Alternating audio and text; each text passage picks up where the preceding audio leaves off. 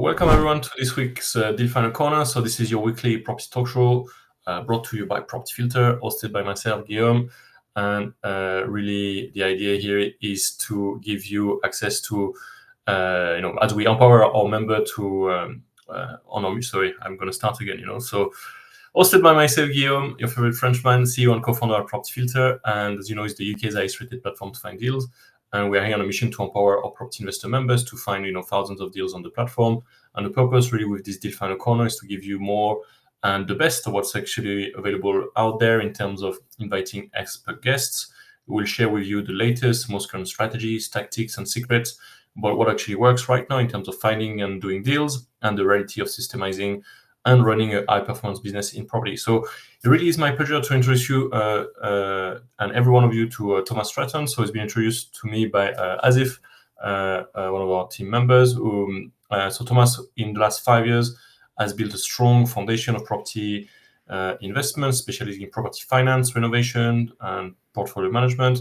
He's really passionate about personal growth and on mission to elevate the standard in his area with all things to do with high-end HMO living, and really focused on investing in areas where it makes sense to do so, where there is a high demand for those professional tenants. So he's been partnering with industry experts, pursuing, he's working, he's really clear, working on a 5-year vision to scale his business and redefine modern shared living in the areas where he invests, and not only with the portfolio he does, but really setting a standard for other people to emulate and follow what he does. So really looking forward to hear more about this. Thomas has been on Property Filter for quite a while. He's a yearly Property Filter member, and really walking the talk, when we talk about all these things about deals are made, not found, and really understanding the, tactically how this works, So we're going to cover why, you should not fear Article 4 restrictions and use it as your advantage.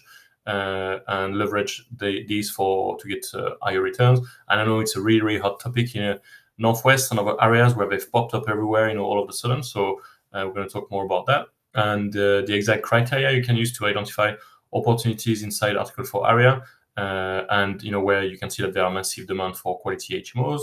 And how can you position yourself where others fear and follow trends, where you can get premium rent where others don't even start looking at it, So I've got a very similar stories where you'd look, people will look at the average rent on spare room and say, oh, the deals don't stack.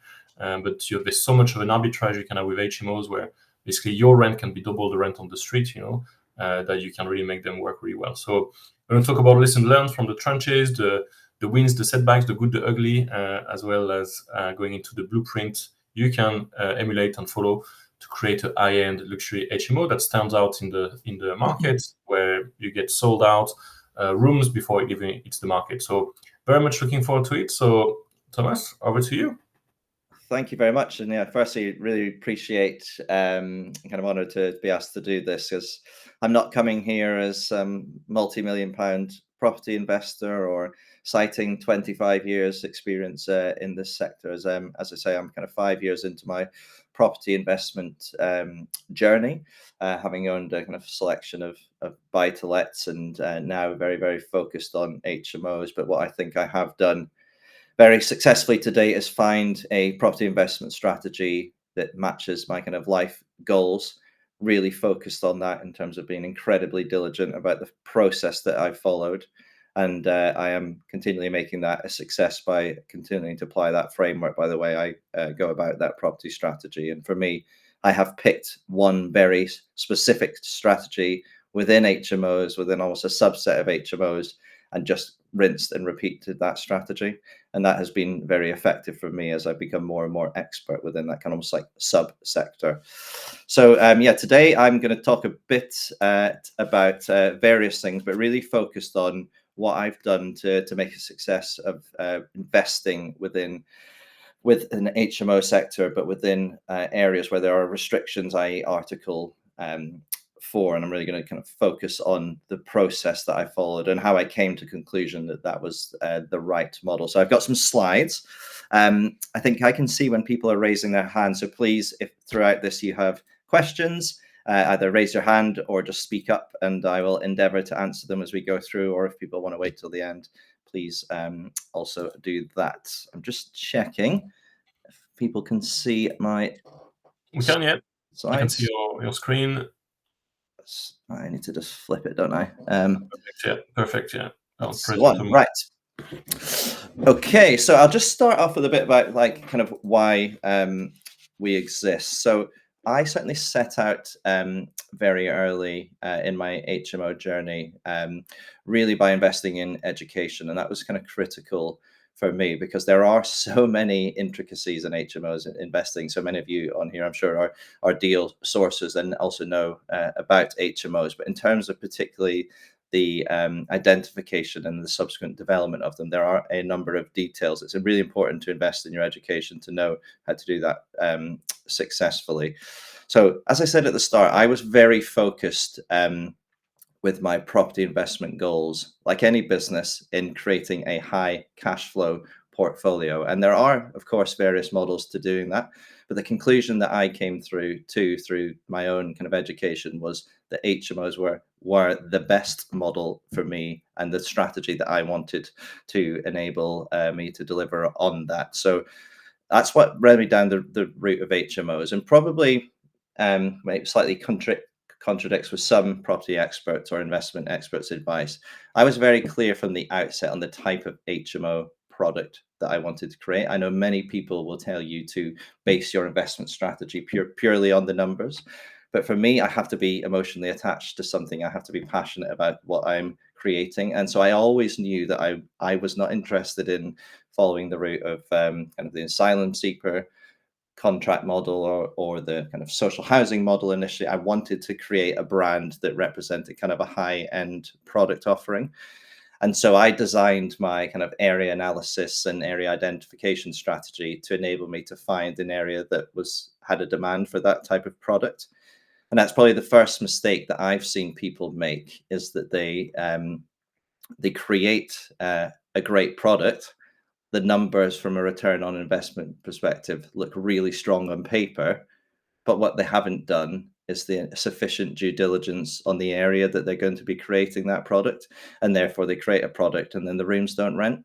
And as telling people to suck eggs here, but you don't. Yet that there is no point having an HMO where there isn't demand, and this is probably one of the other reasons that kind of eventually landed me within the restricted areas or the areas where there's an Article 4 direction. So we've created this brand, Collective Living. Maybe some of you seen the video we did of one of our projects. So we were trying to create that real standout brand, professional look and feel, and we really found a gap in the market in the area we predominantly invest in, which is Newport, for this type of product. So there wasn't many people who were creating this more luxury product, and there was also a high demand for it. So for us, that's kind of led us into that area. And then just introducing the people who run the company. So myself and my uncle, Stephen Stratton, so myself, Thomas Stratton. So I'm still full-time employed. I work for a very large UK bank in kind of coverage sales. I actually head up the real estate and public sector teams within there. So I've very much worked in corporate life most of my career. But I guess what I have learned, particularly looking after corporate real estate clients for the last 5 years, while we see a mass exodus from the domestic market, from domestic landlords, hedge funds, private equity funds, insurance funds are buying domestic rental property en masse following a buy refurbishment refinance model, or a build to rent model, as referred to it in corporate world. So for me, that started to spur my interest as well. They clearly know something and are playing a long-term game in property. So if anyone's a landlord and thinking of getting out because of the tightening grip of regulation, etc., I would urge you to really reconsider that, because the big players are coming in and they have lots of clever economists and people crunching the numbers that clearly see a very positive future for UK domestic property. So kind of that's kind of my background, and my uncle significant time in business more on the kind of contractor side. So he runs a commercial plumbing and domestic development business. So he's been a great help in kind of overseeing the development side of the projects we've run. So again, I don't want to touch on this for too long, because I'm sure most people on this call are experienced enough to know what an HMO is. But just at a high level, this is where you have 3 or more tenants from 2 separate households in a domestic dwelling, often categorized as a 4 property from a planning perspective. I guess why do people like HMOs or investors like HMOs? In today's current climate, versus a typical buy to let, they often generate significantly higher yield because you're renting each room on an individual basis. It also mitigates the risk when, say, somebody doesn't pay. You got a 5-bedroom HMO and one person doesn't pay. The commercial impact on your bottom line is far less than a single tenant in a property not paying their whole rent for the month. So it kind of mitigates that risk. From a cash flow perspective, and again, I talked about this at the start, the cash flow that you can generate from HMOs is much higher within your property business. And again, that's what's led me down to this model. And then again, people will be familiar with this, but if you do HMO investing correctly, in my opinion, you are going to try and strive to deliver those commercial valuations. Actually, in Article 4 areas, it is easier to obtain a commercial valuation on a smaller property, 5 beds and upwards. Sometimes outside of Article 4 areas, 5 and 6 bedroom HMOs are significantly harder to get a commercial valuation on. When it's in a restricted area, lenders will look at that as securing and future-proofing the demand, and therefore will be able, in most cases, particularly if you're doing things like all-en suites, to offer a commercial valuation. And that's important as a property investor looking to scale, because you can recycle your cash quicker. And I've also put on there the kind of target market. There's so many different markets for HMOs. As I said, for me, I'm a big advocate for mastering one strategy, and mine has very much been professional and professional blue white collar market for high-end HMOs, all en suites.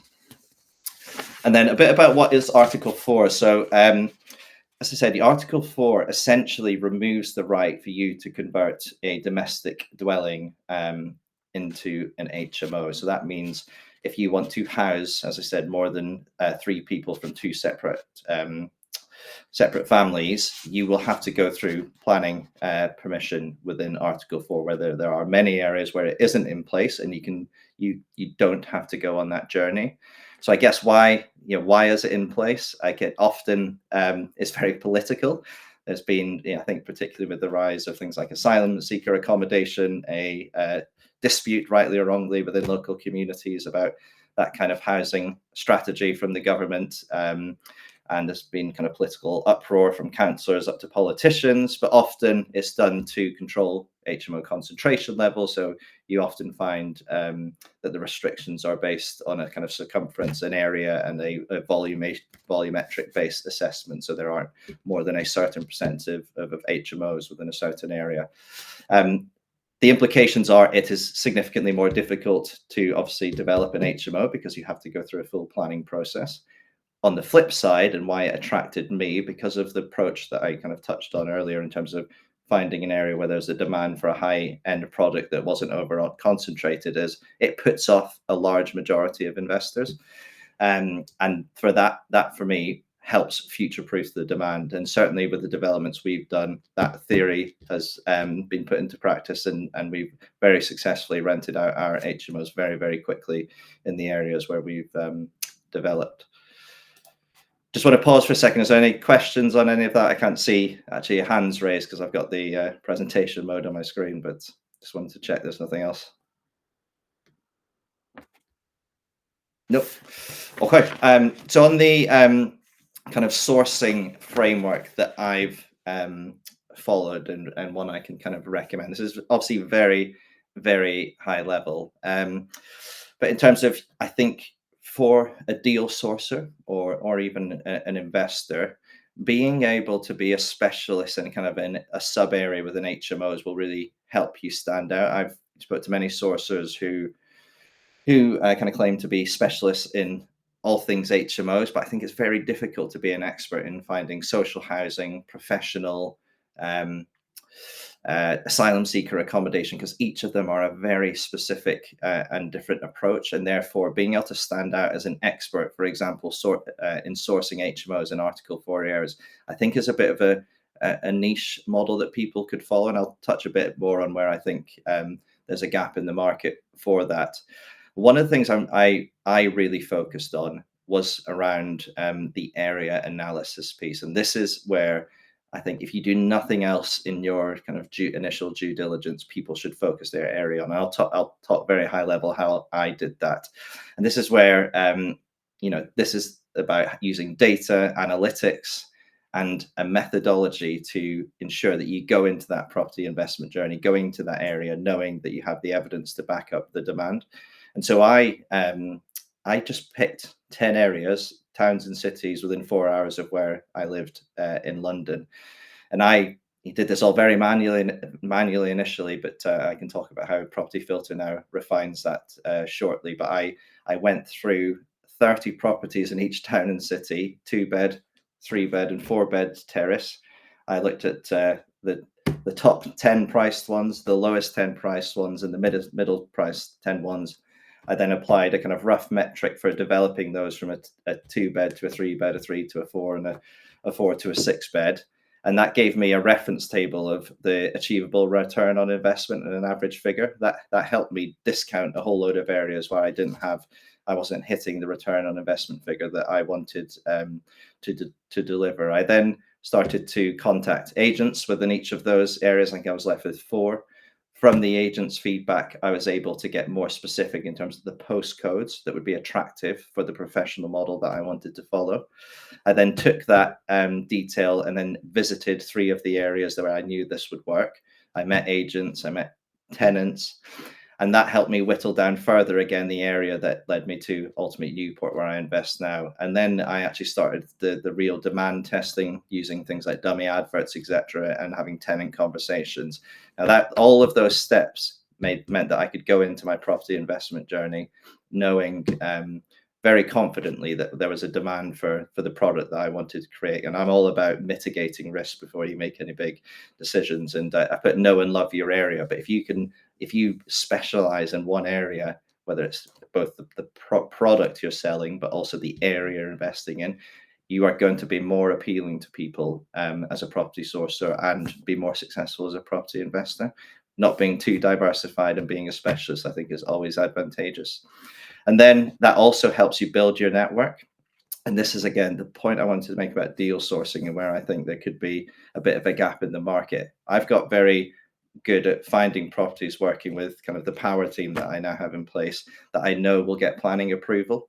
And I think if there's sourcers that can get projects through planning approved, rubber stamped, and then sell them, you can charge a significant amount more, particularly when those deals are in Article 4 areas, because they are few and far between. And I, as an investor, would definitely be interested in that kind of model if people were taking it through that piece, because it is quite a long process.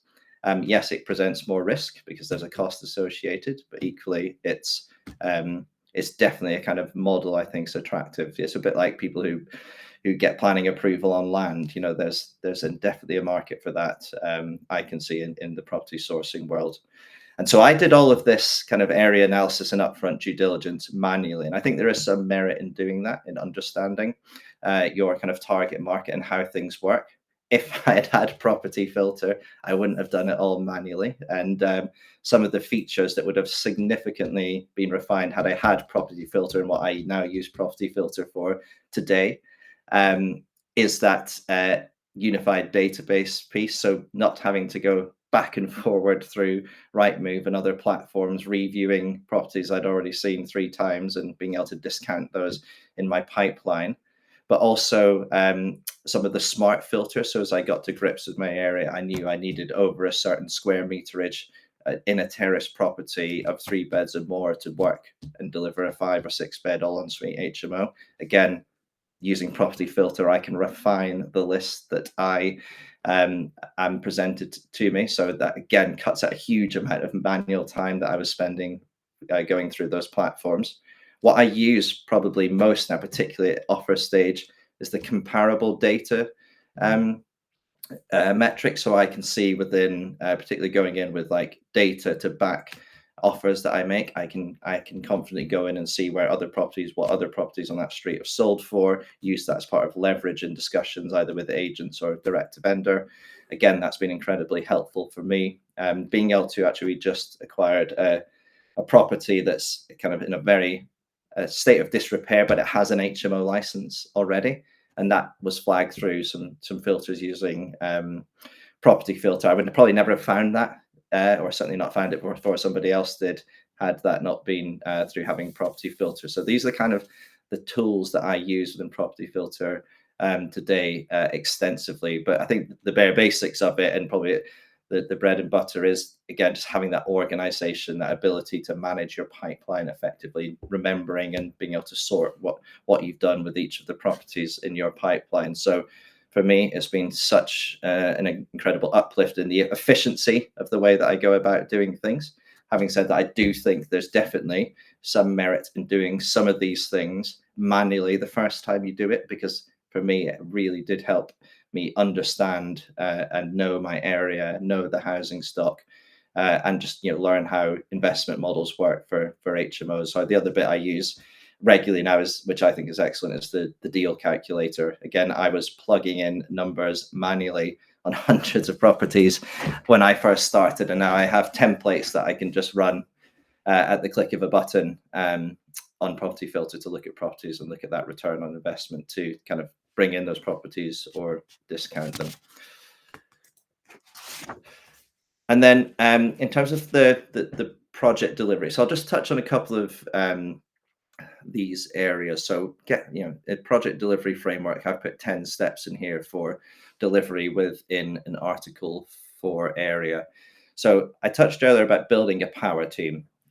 I now have a relationship with my planner, with my architect, with my developer, where when I'm considering making offers on property that I know meet the requirements from a size, shape, space, design perspective, they will now look at those and be able to give me a confidence rating as a percentage of being able to do that, whether that's the developer saying the structure works, whether that's the architect saying the room sizes are going to work, through to, most importantly, the planner doing some high level due diligence on things like HMO concentration levels in the area, in an Article 4 area, which is typically the blocker. And the other things that they can pull on is things like parking surveys. It's a big thing in Newport where I work. The locals uproar about parking, or the impact on parking on the streets where HMOs are developed, even though I don't think any one of my HMOs has anyone who has a car in them. So it's a kind of more of a political thing than anything. But there has to be a parking survey done when you do that due diligence. So they can give me a kind of upfront confidence rating as to how I was able to, whether that HMO is going to be approved. Now, I, looking at Stage 3, have always submitted offers that are subject to planning. Again, I have gone into this with a very risk-adverse mindset. I know people that have bought stuff and taken the chance that they've got planning. I guess the downside of doing subject to planning offers is you do remove a large number of sellers because they don't want you to go through, or they don't want to wait while you go through that process, which can take as long as 3 or 4 months. I guess the positive side is you can pull out the process if you don't get the planning. Now, I've not yet once, touch wood, I don't want to taint it, been refused planning where my planner has given me the confidence rating that I can get it, and that kind of meets my risk threshold. So I think for me, subject to planning offers are the route that I will continue to follow within Article 4 areas. But clearly, you probably can, if you are willing to take a more high risk approach, pick up things at auction and other channels if you are willing to take a risk. But for me, subject to planning is always the offer model that I have followed. When you submit your planning in Article 4 areas, there is quite a detailed list of requirements. So you need full architectural drawings, both layout, electrical diagrams, fire safety system drawings. So there is some upfront costs with architects. And then you also need a full planning submission by a qualified planner, which includes lots of detail on kind of the tenant type that you're going for, obviously all of the design drawings, but also includes things like they have such a focus on things like bike storage and bin storage and where it will be located and does it comply with the street standards and the look and feel and things like that. So that all has to go into a full planning submission. And there probably is on average about 3 to £4,000 of cost in that by the time you've paid the planner, the architect, and councils have varying sizes of planning. Just to submit a planning request often can cost up to £1,000. Not quite sure why, but that's yeah, so there is some upfront cost involved in that.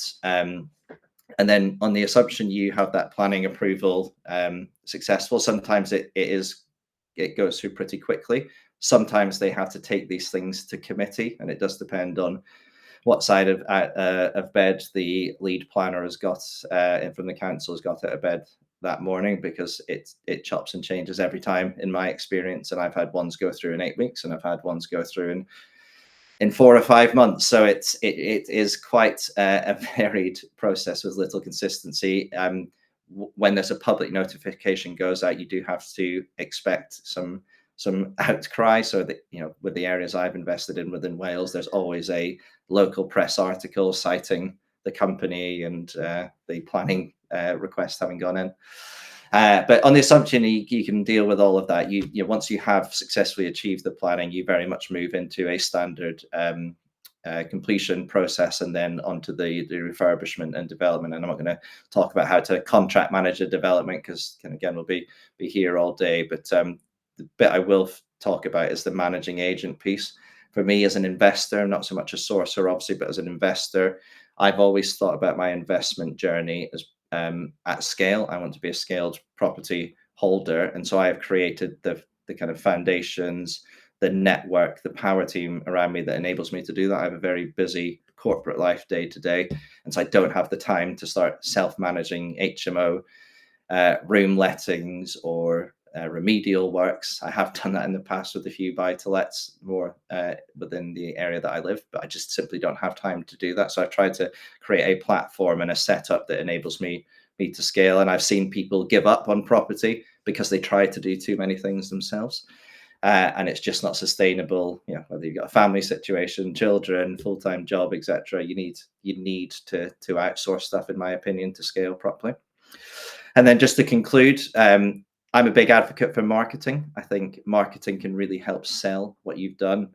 Probably the reason I got asked to do this because of the fancy video we did, which Asif asked me to to share.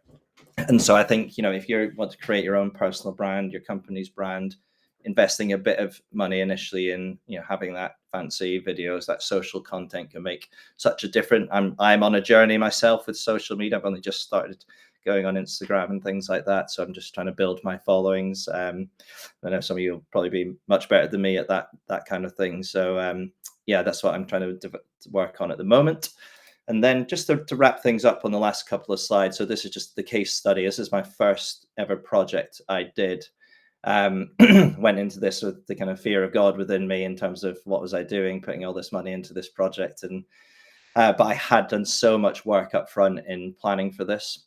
And this is just an example of what the site looked like at various stages. I think some of the things that came out in the development were that the drainage that we needed to connect to for all of the en-suites, because there were so many en-suites going into the property, was actually 3 feet under the ground under the living room. So we bought a property that was actually, and almost from a buy to let would probably be almost ready to rent with a lick of paint. As you can see, we ended up tearing the whole thing apart. Fully rewiring plumbing, and I think the first time I went around to the property, there was a digger with a 3-foot trench in the living room. So these are the kind of things that I don't think you can ever teach anyone. And again, if you're just in the deal sourcing market, I encourage you to go and visit sites of your investors, your clients, because you learn so much from seeing a development unfold. And there are things you just can never really anticipate. So yeah, we learned a huge amount about that, and that's kind of a breakdown of the costs involved in the project. And then with that time and effort, we created what I think is quite a compelling end product, a 5-bed all ensuite HMO. And despite some unknowns, we appropriately accounted for risk in the development in our kind of financial models. And I was delighted with the end GDV that we achieved, but also the end return on investment of 28%. I went into this hoping to get, as a measure of a success, 20%. So being able to deliver that for me was a whopping great success on project one, we had a bit of a scare at the end where we got our initial valuation was at 260, and despite I tried not to panic too much, and we ended up having to pay a bit more for a new lender and a new surveyor, but it came off in the end, and we got the kind of number we were looking for. So yeah, that actually let within 2 weeks of being advertised fully, and we have the same tenants in there to date. And we were within about 3 weeks with our second project as well, and we've got two more that will shortly be completing on over the next couple of months, and hoping to achieve the same within Newport. So again, all with a very similar look and feel, high-end premium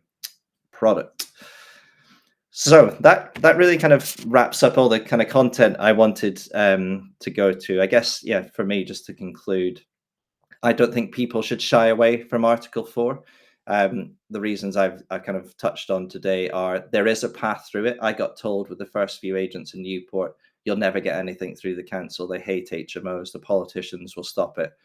And, you know, we've just had our fourth, soon to be fifth one get through planning permission successfully, and all of them to date have let very, very quickly and continue to be let fully with no void periods. And so for me, yeah, I'm not coming here as a 25-year expert, but I have followed a very specific model. I've been incredibly diligent in following a process and a data-led process to kind of mitigate the risk associated with property investing, and that has worked.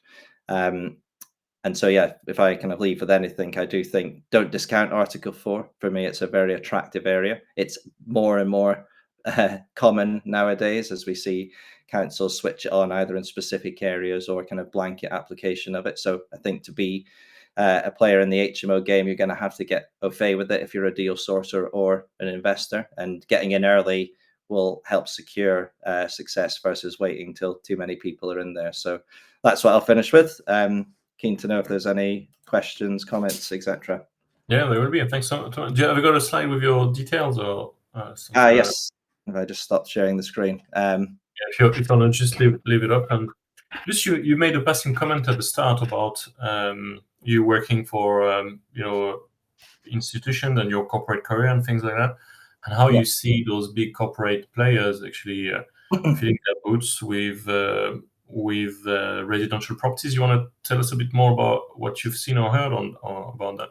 Yeah, sure. So I can't disclose too much information. Yeah, whatever is okay. Yeah, I look after real estate within a large UK well-known bank, and certainly over the last 2 years in particular, particularly some large insurance providers and two in particular large asset managers and private equity funds have invested substantially in UK real estate, but particularly in kind of existing dwellings and refurbishing them, and student accommodation, admittedly. But they are investing en masse. I'm sure you can Google it, ChatGPT it, but there's a certain insurance company that I think is the current biggest property investor in the UK today. So they are buying domestic UK property because they clearly see a gap in it, but also there's a plethora of it available as a result of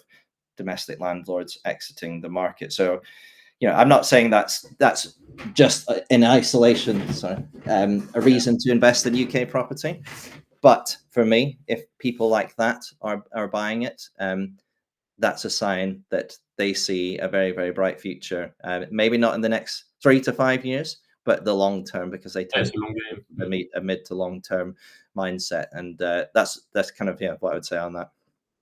Yeah, certainly all the regulation has been happening in the last few years are just you're just pricing out all as a country, there's been this culture of buy to let, since like 20, 30 years, and there's a really high granularity of ownership. And then this is all being pushed away by the Section 24 to start with, now the Renters Reform Bill, and then the idea that there's going to be just a huge consolidation, and it'll be, we are going, within like 20, 30 years, this whole country is going to be owned by big corporations. So really is an arbitrage to play for us, SMEs and small landlord developers to actually not give up and grow, and then we can get when it's our time to exit, we'll exit to these big players. And I think for me, there's also the urgency of doing property now, because we will not sit. in 5 years from now, we'll sit through having the same meetings and we'll look back at 2025, or great and easy it was. We are going to be priced out. The ordinary people investing in property. For me, if you don't put a shift now to grow your portfolio within a few years, this whole opportunity is just going to close on all of us. Because you'll have to be, have so much credit lines and basically be a bank if you want to own property. So, yeah, it's really, really interesting. So, there's a question about Article 4 in the chat here from Shame. So, what are the main issues with Article 4 and how do we go around it? So, basically, what Thomas explained is you have permitted development rights nationally to turn a normal house into a up to 6-bedroom HMO. But this right is removed by some council in some places with this Article 4 direction. So you don't have the right, you need planning basically to create an HMO. And this is pushing a lot of people out of looking at it in the first place, because we don't want to go through what Thomas explained to basically go and get it. So I'll come to you, Thomas. Usually the criteria are you need to have a certain number of HMOs within a 100-meter radius. You can't have side-by-side properties being HMOs or properties being sandwiched between two HMOs. And so long as you respect the criteria, usually you're okay. Right? So do you want to talk more about it, Thomas? Yeah, typically. So those are common things. Yeah, they don't like in terrace properties, semi-detached, them being side by side. As you say, there typically is a half-mile radius with a certain propensity that they don't like to see in terms of the number of HMOs versus domestic dwellings as a percentage. And there is a strict set of requirements that you would need to meet, whether that's things like parking volumes, parking spaces at peak times, whether it's the location of storage of waste and things like that. Now, in theory, if you meet the requirements, they should approve it. That isn't always the case. They do find ways. I haven't experienced it yet, and I've been incredibly diligent in the approach that I've followed, as hopefully I got across. But I know people that felt they had complied but still got rejected. And so this is where you just got to be a bit, again, all about the power team, all about working with a planner that's demonstrated success in getting this stuff through, who can demonstrate knowledge of a specific area, ideally has relationships within the council's planning team. All these things are things that you should really build yourself or work on, and build the right team around you, because my planner knows the people at the council, he's friends with them. I'm not saying it's underhand or anything, but having a relationship is critical to any business, and having the right people that know the right people is often very helpful. And the other thing I would avoid is if an area's just had Article 4 applied to it, again, that will most commonly be as a result of public uproar because of the volume of HMOs. It's probably not the wisest area to then go and try and get planning approval in, because they've just applied it. So maybe kind of discount those areas where they've literally just had Article 4 applied. Yeah, because Wales got a blanket Article 4, right? On all Yes, yeah. So the whole of Wales is Article 4. Yeah. So it's very mature in that. Yeah. It's not a new conversation. Or in the press or whatever that people don't want HMOs. It's just been years and years. So it's not as politically loaded as other areas who are just turning on. Yes. Some areas around in the northwest where it's just like no notice. Tomorrow you have an Article 4 area. So which is a bit of a disaster, right? Have you got any stories of going to a committee, and do you all describe a bit the game? Yes, I mean, I can share a link to a few of the news stories, but I actually haven't. I actually was nearly got taken to committee. I think it was on the week before Christmas last year, and actually the committee about 24 hours before just decided to cancel, because the councillor couldn't be bothered to come in before his Christmas holiday. But so I've never actually had to go to committee as of yet. Everything has gone through first time, or it's been represented without myself having to be present. I think if you ever face a challenge to that planning application and it has to go to a secondary committee, you often are asked to represent the application alongside your planner. which I'm sure is quite an experience, but I haven't been through that as of yet. Yeah, you understand the game people play, right? It's very political. People want to be seen as against something. It's just there's no logic in it. Yeah, but yeah, I've had a few times, and then the press articles is quite funny. Oh People yeah, really understand. They really, really don't understand what you are trying to do, right? So it's just the reputation the HMOs have. I'm not too sure why, because we live in this world where all of it. It's me and Thomas and like the likes of us. We want to build good stock for good ordinary people, but yeah, neighbors don't see it that way all the time. So no. some questions. Sorry, if you want to comment on the I think the article and these games. I can see a hand up. Is it Yeah, Abiola? yeah. You want to But come yeah, on mute? yeah, he's on mute if he's. Yeah. But in the meantime, I've got Tony in the chat saying if you can able to share the floor plan of your the 5-bed you were sharing, the case study you were sharing. If you have an image, if you're able to do a screenshot, put it in the chat. That works. Yeah, absolutely. I'm happy to share some of the architectural drawings of our projects if you'd like to see those. Again, very high level, but for me, all of the properties that I've invested in to date have been kind of 1900s to 1930s traditional build properties, higher ceilings, bigger floor area, always over 100 meters squared. So I've done 3 to 5, 4 to 6. I've never done any kind of structural extension work. I've done steels and opening up spaces, but never extensions to achieve my property types. And I've always gone on fully en suite because of the kind of high end model that I wanted to create. So that often involves things like taking out chimneys, etc., to meet square meterage requirements. Again, once you start to know an area, and this is why, again, I tried to get across being an advocate of just picking one area and being a specialist in it, you can very quickly start to pick out, just looking at an image, if that property is going to work without even looking at the square meterage. But yeah, I've always gone very traditional build properties. And I also like traditional build. I think they have character, they look better. Personally, that's a subjective opinion, but that's just kind of in line with. Yeah, they usually work well. The layouts work well to do like multi rooms and stuff. Yeah, than more recent builds, that's for sure.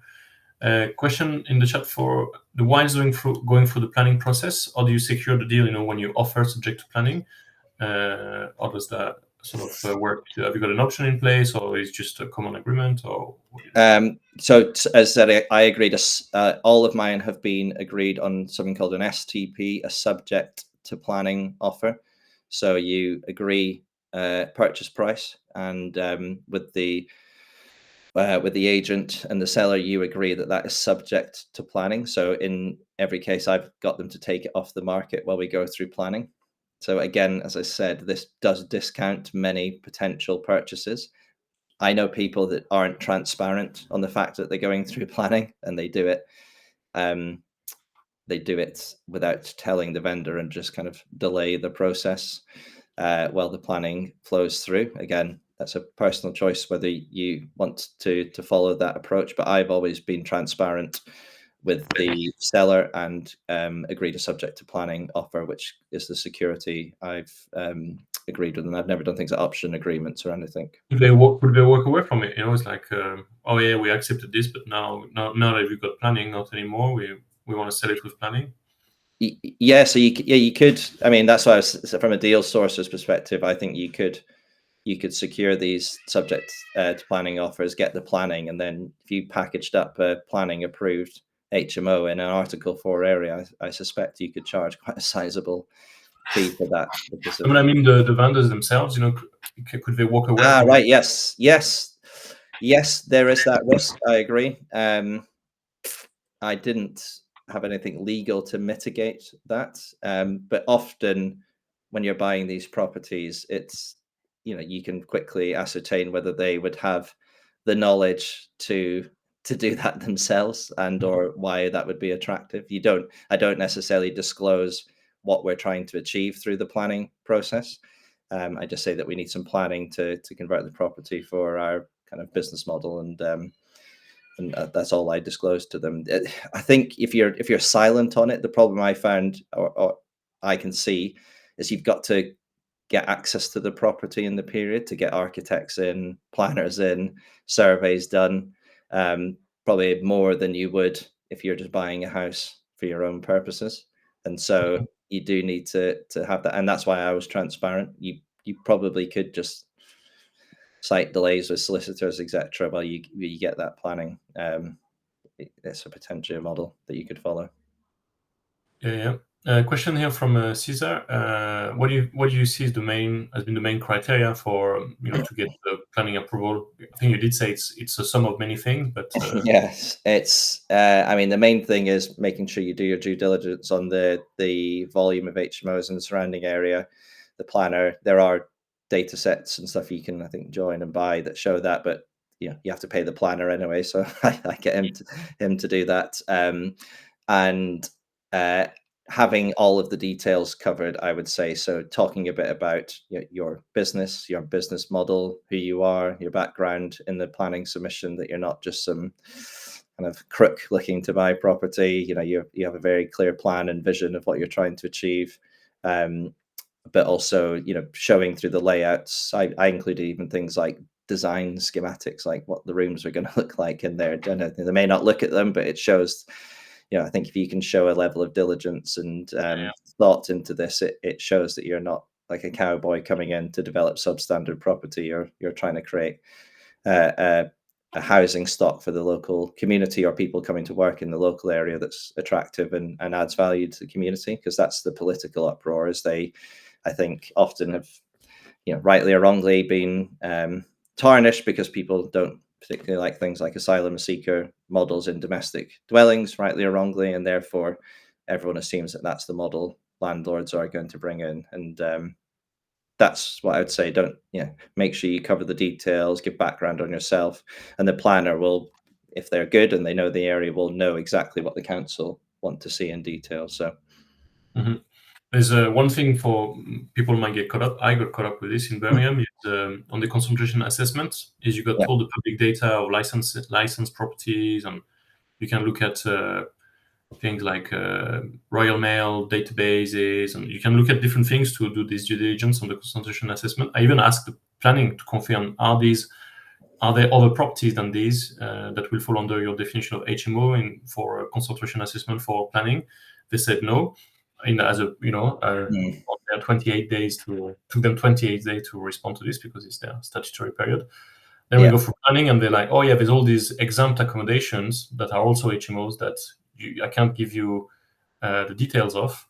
That makes your 8% assessment go into 12% assessment. Therefore, you can't get planning on this.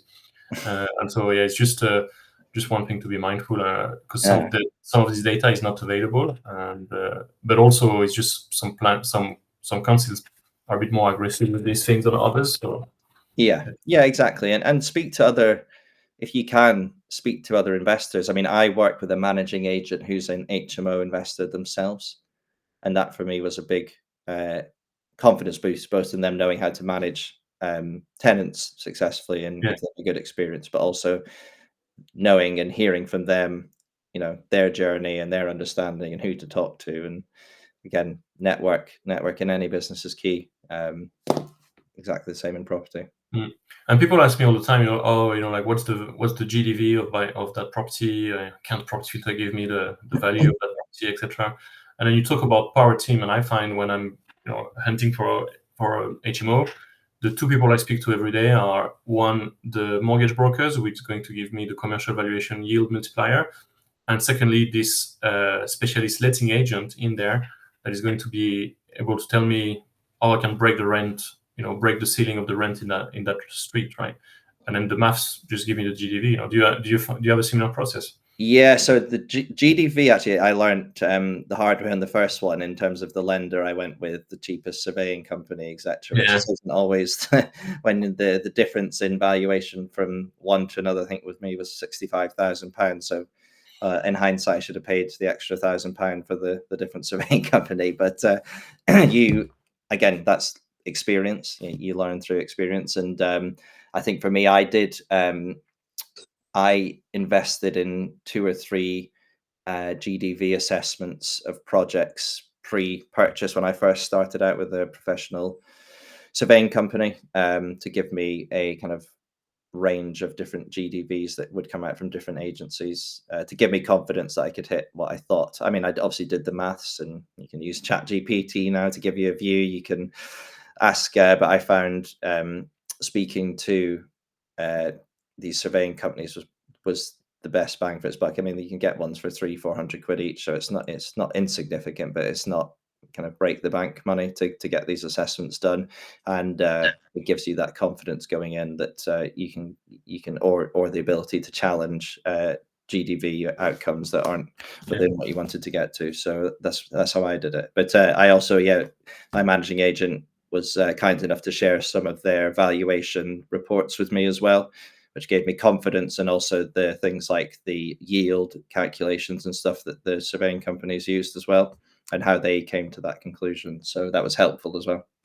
Yeah. And then it goes to show the importance of the right power team, the right mortgage broker, the right lender, Yeah. and then the right surveyor. I want to save 0.2 on to work with another lender, but you're not going to get the valuation. So people don't understand what they pay for sometimes. So yeah, I mean, I work with the same surveying company and lender now on all the projects, and it's not the best rate. But there's I've paid north of £2,000 for some valuation, because I know I'm going to get not what I want, but I'm going to get the best possible, right? Yeah, exactly. There's one question from Agne. How do you achieve EPCC on old houses with such single glazed windows? Do you insulate externally, single brick? How do you manage this without wall insulations? Yeah, so actually, do you know what? Despite them being older, I think mainly driven by them being terrace, there hasn't been a huge amount of environmental upgrades we've had to do. So we, in every project, have ripped out heating infrastructure and put in new, much more powerful but efficient heating systems, all gas powered to date, and we have a hybrid of, we almost always have a hybrid of gas and electric, and tend to have one off suite that's different to the rest of the properties in case there's a problem. So there's still showering and water facilities in our property, so that helps where you install a new upgrade the boiler, because they're typically old ones in the properties we've bought. We have had to change things like windows and stuff, one from a fire safety perspective, but the other have been to help uplift the EPC. And then we've done things like fairly cheap stuff like up the loft insulation to regulation and things like that. So we've never had to go down the route of EWI or internal wall insulation or anything like that. The only type of insulation we have put in, and we did this actually not out of requirements, but out of respect for the neighbours, neighbouring properties with children and stuff, was put in additional sound insulation between the property.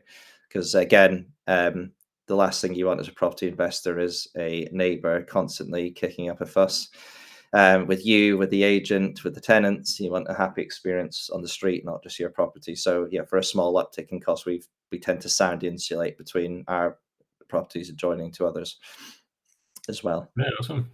Cesar is asking, how do you go about managing the project remotely? And then how do you go about finding and selecting the correct builders and contractors? Yeah, good question.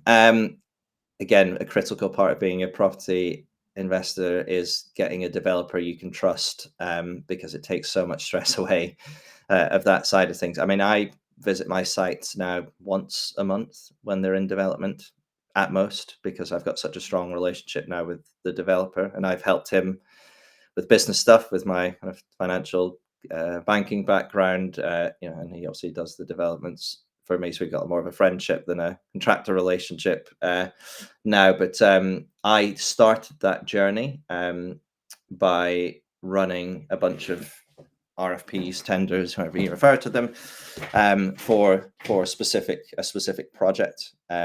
And I think initially I went and had coffee, lunch, chats with about 20 different developers.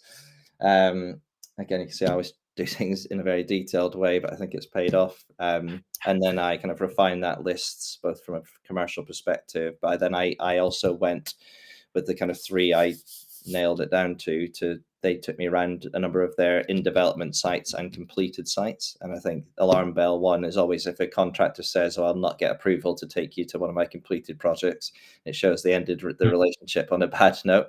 And so I a big advocate for going and seeing sites and projects that a developer has done, and people that can attest to their capabilities and how they worked with them on the project. So they're not the cheapest developer. I could have gone with a lot cheaper company. I think one of the companies that bid for my work, I'm a big Oasis fan, and their company was called Wonderwalls, which attracted me initially, but they had only ever done internal stud walls, and we're trying to bid for a whole different project, which and they were asking if I was willing to go on a journey with them. And as much as I appreciate their ambition, you've got to get to working with someone that's got experience and can demonstrate that. So I guess that's how I would do it. And then you have things like milestone-based contracts, use standard industry contracts. I know some people will push your own T's and C's that are drafted in your favor. I'm more of an advocate of having things kind of reciprocal, and I think there's various different domestic development contracts that you can download off the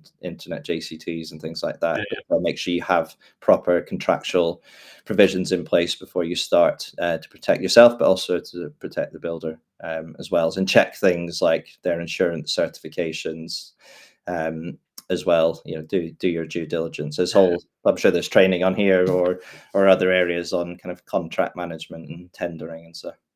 Yeah, true. You're right, and a lot of it is the right size for the right project. The right builder for the right site. Exactly. So yeah. It's not true or wrong. Someone would be great for you to do certain things, but not so great for to do another project. So it's matching this. Absolutely right. Doing the due diligence beforehand, having these conversations even before you have the property, and then you mentioned about them being not the cheapest, but in my experience, there's this triangle of refurb. You have a price, program, or quality. You pick two, right? So you can't have everything. So exactly. And the product I wanted to create was high end, and therefore I was happy to pay a premium for something. So that's kind of the model. Happy to chat to people offline or whatever about a bit more detail about that, how I ran the tenders and things like that. But yeah, that's great. Thanks so much for that. Thank you also for the updates you are putting up in the property community. I really appreciate it, and I think people do as well. So yeah, that's really helpful. And thanks so much for today. Thank you. Do you have a sort of a closing sentiment for us? Something to leave us ponder on. Yeah, gosh. Actually, I'll say the thing that my first ever property mentor told me, which was the path of most resistance often leads to the greatest rewards. And kind of in the context of Article 4, yes, it's a lot more process, and there's a bit of a journey to go on to obtain those properties. But I do believe it's an area that people shouldn't discount, particularly because of future-proofing that demand, particularly because of the valuation aspect with HMOs. And as I said, it's becoming more and more common. So I do think it's going to continue to expand across towns and cities across the UK. So, if you want to stay in that kind of high cash flow business model of HMOs, I think it's important to start to get to grips with it. Yeah, thanks so much. Thanks a lot for that. I think it's eye-opening. As you say, most people shy away from it. We are problem solvers. We are in the business of creating value by solving problems. And I just don't run away from the problems. This is what all your competition is doing, right? So learn to solve them. And that's a really, really world-class example here. And I should have mentioned earlier as well, thanks a lot for the explanations of how you use Profit Filter, find your deals, assess your deals, etc. That was really useful. I think people are tired of hearing me show them where the buttons are. They want to hear it from real people, right? So, which was really cool. So thanks a lot for that. Great. So yeah, it was a pleasure to have you today. So I really appreciate it. And thank you everyone else for joining us on today's The Final Corner. So look forward to seeing all of you next week. In the meantime, you know where to go, propertyfilter.co.uk, log on to your Property Filter account. Have an endless supply of deals. Join the 1%, deal makers out there. And I'll see you again next week on one of the many calls we run. Thanks so much, Thomas. Thank you, everyone. Great day. Bye-bye. Thank you.